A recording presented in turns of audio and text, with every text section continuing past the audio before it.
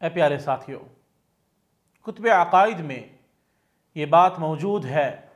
کہ ایمان بڑھتا اور کم ہوتا ہے۔ جس طرح اطاعت کی زیادتی کے ساتھ ایمان بڑھ جاتا ہے، اسی طرح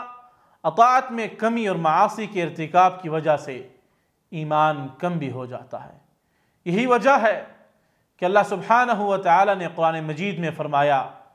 کہ ایک نیک آدمی اور ایک فاسق آدمی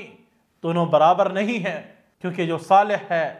وہ کامل مومن ہے، جبکہ فاسق ناقص ایمان والا ہے۔ فرمان باری تعالی ہے ام حسب الذین یعملون السیئات ان یسبقونا ساء ما یحکمون، کیا جو لوگ برائیاں کر رہے ہیں انہوں نے یہ سمجھ رکھا ہے کہ وہ ہمارے قابو سے باہر ہو جائیں گے؟ یہ لوگ کیسی بری تجویزیں کر رہے ہیں۔ جب موسیٰ علیہ السلام کی امت کے 1000 فاسق لوگ عذاب الہی سے ہلاک ہوئے اور موسیٰ علیہ السلام ان کے یک بار مرنے سے سخت غمگین ہوئے، تو مالک الملک نے ارشاد فرمایا فَلَا تَأْسَ عَلَى الْقَوْمِ الْفَاسِقِينَ، اے موسیٰ اس لیے تم ان فاسقوں کے بارے میں غمگین نہ ہونا،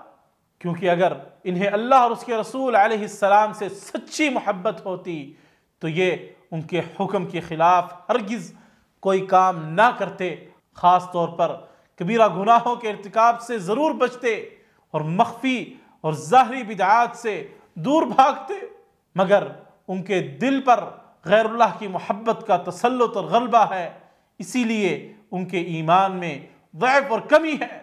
غیر اللہ کے ساتھ ان کی یہی محبت ان کی نجات کی راہ میں رکاوٹ بن جائے گی۔ پیارے بھائی، آپ کے دل میں حق کے علاوہ جو کچھ ہے اسے باہر نکال دیں، ورنہ یاد رکھنا حق کی مخالفت